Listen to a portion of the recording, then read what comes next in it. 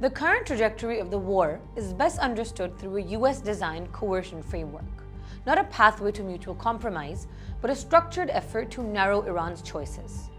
This framework operates on three reinforcing tracks. First, a controlled diplomatic opening, signals of willingness to negotiate. Second, sustained military pressure through force buildup and selective targeting, including leadership, missile infrastructure, and command nodes. Third, an attempt to internationalize the crisis, particularly through efforts to secure legitimacy for maritime enforcement in the Strait of Hormuz.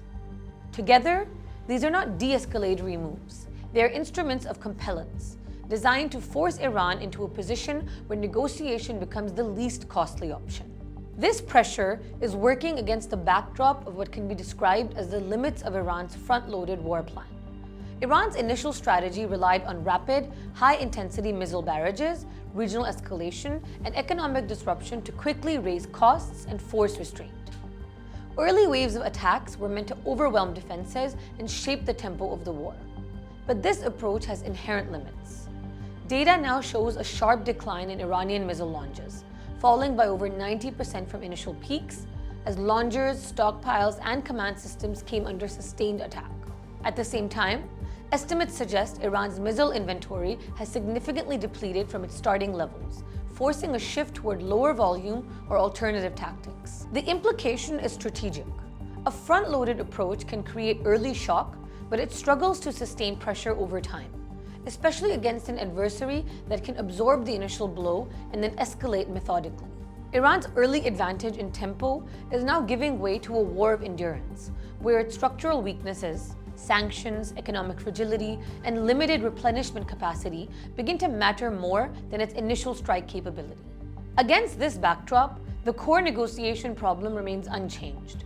Red lines are fundamentally incompatible. Iran's position, we negotiate limits, not surrender sovereignty, means retaining enrichment capability, preserving elements of its nuclear program, and keeping its missile deterrent intact. The US position, increasingly aligned with Israel, is the opposite.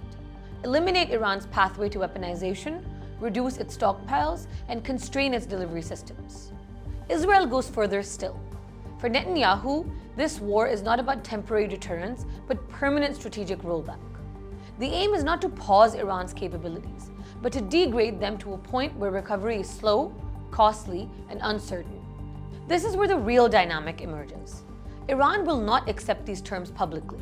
In fact, it will deny negotiations altogether, framing the conflict as resistance. But history and current signals suggest a different reality. Iran's pattern is consistent: public defiance, private negotiation. As pressure mounts, not just militarily but administratively, the regime's priorities begin to shift. The key issue is no longer whether Iran can continue fighting, but whether it can continue governing while fighting. This is where leadership targeting changes the equation. Iran can absorb economic pain, blackouts, and sanctions. It has done so for years. But the combination of infrastructure stress and leadership disruption is far more destabilizing. When command chains are repeatedly hit, decision cycles slow, and elite cohesion comes under strain. The system begins to experience friction. Add to this stress on energy systems, banking, and logistics, and the risk becomes one of administrative breakdown rather than mere hardship. That is the threshold at which ideological resistance starts giving way to pragmatic adjustment. Israel's position sharpens this pressure. It is unlikely to accept a return to the status quo ante. Instead, it is effectively placing a price tag on de-escalation. Iran must accept meaningful, verifiable constraints that reduce its long-term strategic threat. This does not necessarily mean total dismantlement, but it does mean going beyond symbolic concessions.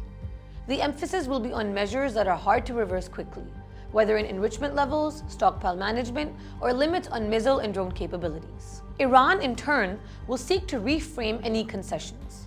It will negotiate for limits that appear reversible, technical, or conditional, while demanding a reduction in hostilities, fewer strikes, eased pressure, and some economic breathing space. The negotiation will not be about agreement on principles, but about managing contradiction.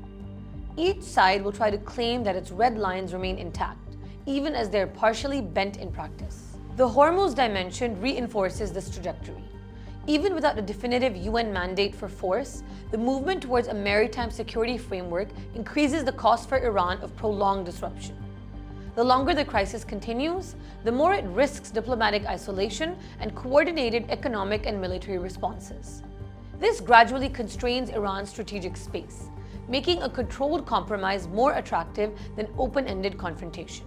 The likely endgame, therefore, is not decisive victory, but forced convergence under pressure. The US sets the coercive framework, Israel defines the minimum acceptable outcome, and Iran negotiates within narrowing constraints to preserve regime continuity. What emerges will not resolve the underlying conflict. It will be an uneasy settlement, one that reflects not agreement, but exhaustion and necessity.